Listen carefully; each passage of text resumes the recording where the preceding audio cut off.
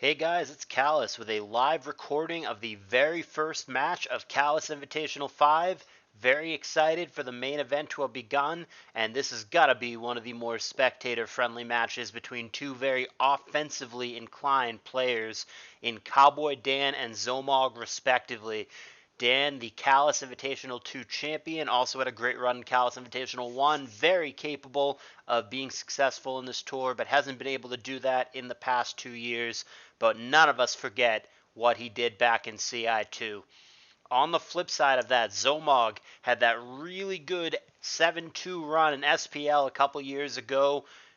I mean, some people think he got lucky, some people think it was fluky, but the fact remains that's a very good, 7-2 is a great SPL. A lot of respect for that. Hasn't been able to duplicate that success in Callous Invitational just yet, but obviously a player with a high ceiling. So, not to get too far behind, you guys should know by now how Callous Invitational works, but a very quick refresher if not. It is a best of 3 set all the way until the much, much later stages where it'll become best of 5. This is game 1, and I'm recording it live, watching it for the first time just as you guys are. We saw Dan lead with a T-Tar and Z0mog lead with a Zapdos, a relevant crit here on turn 3 with Ice Beam. Of note, the Coon is faster than Celebi here, which definitely matters. If Celebi were faster, it could just HP Grass here, or it could just recover and try to not get crit or frozen. But with the Coon faster, Celebi in harm's way here. Ice Beam almost certainly coming. He could Hydro Pump here, predicting a switch, but man, do you feel like a donkey if you miss. It's almost certainly going to be an Ice Beam, and Dan not starting out his Callous Invitational 5 the way that he probably wanted to. 3 turns in, finds himself on the bad end of potentially relevant hacks, and he's going to lose his Celebi. He keeps it in, the Ice Beam happens, down it goes. Dan is a big fan of Moltres, and here it is. Both of these players, like I said, are inclined towards offense. That obviously doesn't mean that either one couldn't choose to play something other than offense. They're obviously very capable as pilots, but as far as personal preferences are, as far as their comfort, they both like offensive teams. That was a good prediction for Dan to just go straight for the HP Grass, not get cute, try to go Flamethrower or whatever. We have a Steelix appearance here, so seeing a Steelix in Game 1 is very promising for those of you on the survey at the beginning of the tour who said that there were going to be quite a few Steelix uses, 3 to 5, 6 or more, whatever. Already got one. T-Tar Rock Slides into the Moltres, does not even negate the lefties of the Steelix. T-Tar almost certainly cannot stay in here. I mean, even if he's not banded, which I don't think he is, I think he's Lum or something, he's going to just die to the Earthquake, and he has no chance of killing the Steelix. Unfortunately, the Steelix comes up short of killing the Coon. Now my Milotic comes in to what's an obvious Hydro Pump. Coon in harm's way here. If it doesn't have rest, it would die to Surf plus Sand, but there also may be something like an HP Grass or an HP Electric on the way out. Instead, it's Breloom switching into the obvious Surf. Now Dan gets a crit. Unfortunately, I don't think this crit is as relevant as the one that was against him earlier, but he'll certainly take it. And Loom is going to take 2/3 of its health on entry from that crit Surf. However, Spore, a very obvious move to click here, and a really, really good Loom counter, Celebi, is already down. T-Tar is going to be the recipient of the Spore, so that is going to take a nap. Here's Focus Punch. Moltres does resist that. Still takes 52% from the very hard-hitting Breloom, but will survive and will force it out. Mach Punch here, even if he does have that, has no chance to kill. Flamethrower would have killed Loom, obviously, and it'll be good enough against the Coon as well, bringing us to a 5-5 situation. Now Zapdos comes in. That was the lead poke for Zom. Unrevealeds on both sides. 2 for Zom, 1 for Dan. On the bottom, Little Johnny Jewel, Cowboy Dan. And we have a first pause here in what has been otherwise a pretty fast-paced game. You would think that Steelix is the obvious switch, but what you don't want to happen here is a baton pass to the Breloom, to a Dugtrio. He probably doesn't have another water type. I think you have to go Steelix here if you're Dan, and whatever happens, happens. And Zom does not have a great response to that. The beauty of Steelix as a zap counter, you're immune to both Thunder Wave and Toxic, so if he tries to get cute and go for a status effect, you don't care about either one. You're immune to Thunderbolt as well, and then both the hidden powers are going to hit you neutrally, so neither one is that devastating, especially when you load up on special defense, as Steelix usually does. So it's really, truly, other than the fact that Dugtrio might be there, a very reliable counter to Zapdos. Steelix is going to eat a super effective Sky Uppercut, but you see how bulky it is. Its defense stat is through the roof. Even from the very hard-hitting Breloom, even with Stab, Sky Uppercut does only 49%. Retaliation Earthquake, even though it's resisted, is good enough. Dan takes the lead 5-4, but there are two unrevealeds in the back for Zom. Steelix seems to be an issue here, but he calcs that Dugtrio is good enough, which it certainly is. Steelix may have Protect here, and it does. But, I mean, unless this is like the weakest, most pathetic Jolly Dugtrio there has ever been, the Stab, CB, super effective Earthquake should be enough, but it's not! It comes up 1% short. Steelix is so damn bulky. 62% is a ton, but it's not enough. Steelix survives and nets itself a second kill. And Zom is way behind in this opening game of the tournament. He finds himself back 3-5 already, and he's forced to reveal his full team. Steelix doing massive work for Dan. It nails 2 kills and forces out the Rachi here. Steelix almost certainly should just boom here no matter what. Doesn't matter if the Rachi protects or whatever. The boom is necessary here to either punish a Calm Mind, make a substitute not happen. I don't love that. Moltres coming in on Fire Punch was like the only good thing it could come in on. I guess Calm Mind, but I don't know. There's a lot of bad things that could have happened there. I don't like taking that risk. As it turns out, Moltres is outsped and killed anyway by the Psychic, so even though the scoreboard does say that it's 3-4, it is effectively 3-3 because that Steelix is basically dead, and also the T-Tower is asleep, so even though Dan was looking pretty good a minute ago, I don't like or agree with that Moltres sacrifice, and I think that makes it a little closer. At the same time, how useful would the Moltres really have been when it would have been outsped by both the Rachi and the Zapdos? I don't know. It would have at least outsped the Tars, so it had more than 0 value. But here we are. Find ourselves, like I said, in a 4-3 with an unrevealed in the back for Dan. T-Tar kills a sleep turn. Calm Mind coming down for Rachi has shown Psychic and Fire Punch, which looks like just a traditional old school set where the last move should be Wish. But that is not the case. That is HP Grass. Dan might have also thought that it was that set and thought that he was very, very safe here, which he would have been if it's last move Wish. As it turns out, it is last move HP Grass. So now, T-Tar really needs to wake up or this Jirachi is going to be a big problem. 2 turns of sleep here. Flamethrower probably the best thing you could do. Waking up and Roar would be ideal. But Zom going to go for another Calm Mind, and Dan does not wake, which is terrible. Now he's in big trouble. 3 turns sleep there, really an issue. Finds himself in a 3-3 now with the Steelix also effectively dead. And Dan is going to concede without even showing his last poke. Whatever it is, it's not something even with a crit or with hacks that could deal with the Rachi here. He is just going to pack it in. And just like that, Zom is going to take the first game. Didn't look good for him at all, and then all of a sudden it did. The Rachi simply came in and cleaned up.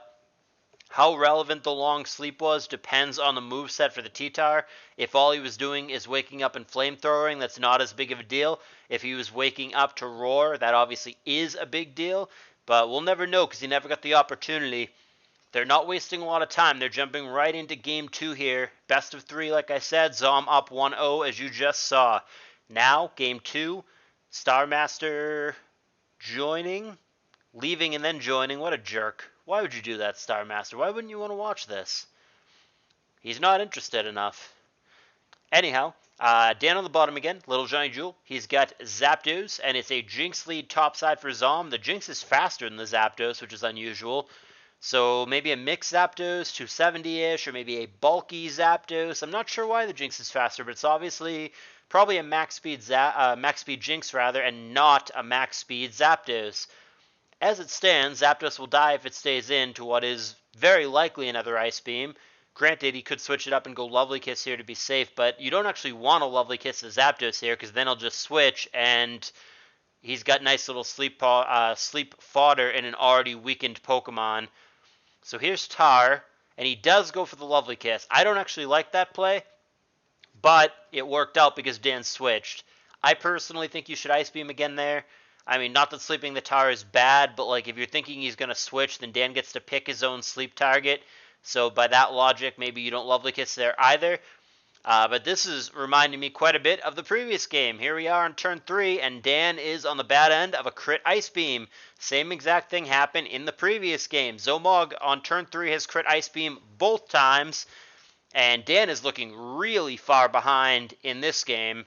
Dan is getting rocked here. The Zapdos is half dead, the T-Tar is asleep, and the Skarm is basically dead. That Jinx did a ton of work for Zom. Dan, air quotes, winning right now, 6-5, but he feels quite a ways behind. I mean, look at this, 7% Skarm, it'll be a little more after lefties.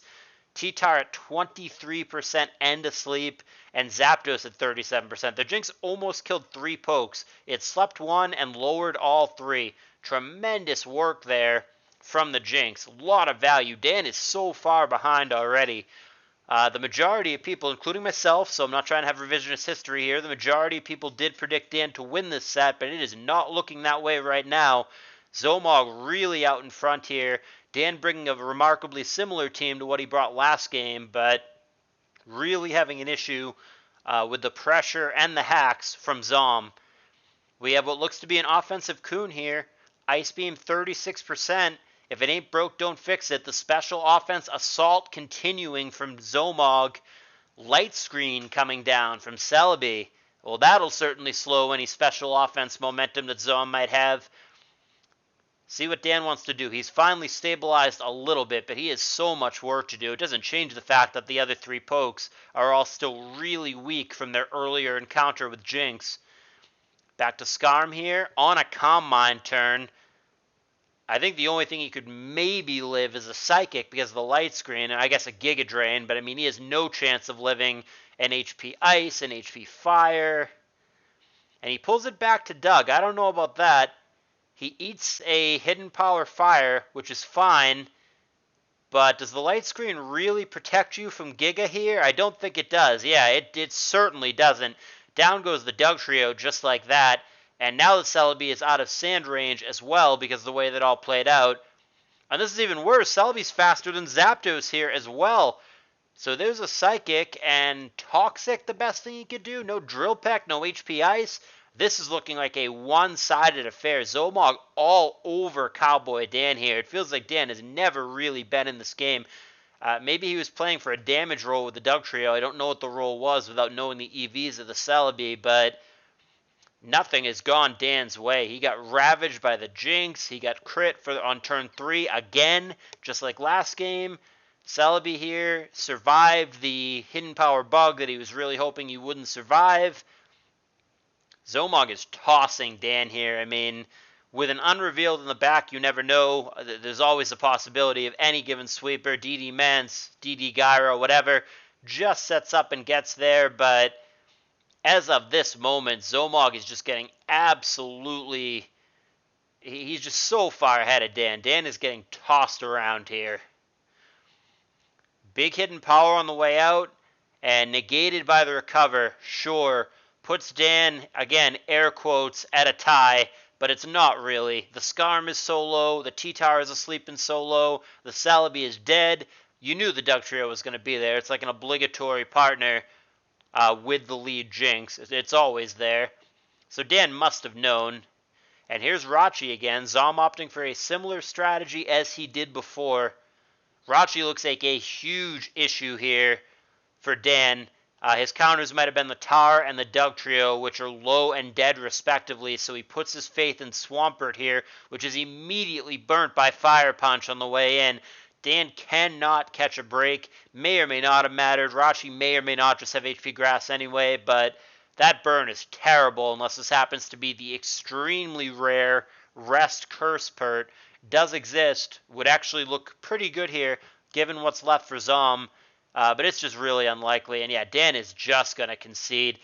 Those were 2 fast one-sided games. That is all Zom, all over Cowboy Dan. Never felt like Dan was overly in either of those games. He had a brief lead in game 1 that disappeared very quickly, and he just never caught up. I mean, how long did those go? 23 and 17 turns respectively. The entire match, the entire best of 3, a mere 40 turns. A one-sided affair with Z0mog all over Callous Invitational 2 champion Cowboy Dan. Not the way Dan wanted to start this. Seemed frustrated, not really a premature forfeit kind of guy, but just really wasn't feeling it in those games and was on the bad end of some relevant hacks early on 2 separate occasions. So there you have it. Zom with the first victory of Callous Invitational 5. He'll be in the winner's bracket next round. There are so many more matches to come. 16 different sets in this round and the next, 10 of which I'm planning to narrate myself, so you're going to hear my voice quite a bit. You don't need to hear it anymore for now, but let me just remind you real quick that we are still accepting donations. We have the biggest prize pool already that we've ever had. We're over $1,800 at the time of this recording. Would love, love, love to hit 2K because it would allow me to pay $1,000 to the winner, which is a ridiculous number. If we get there, we get there. If we don't, we don't. But any contribution, if you've enjoyed Callous Invitational, would be sincerely appreciated. Alright guys, thanks for watching. Like I said, way more games to come. This is just the very, very beginning. Leave a thumbs up if you liked it. See you in the next video.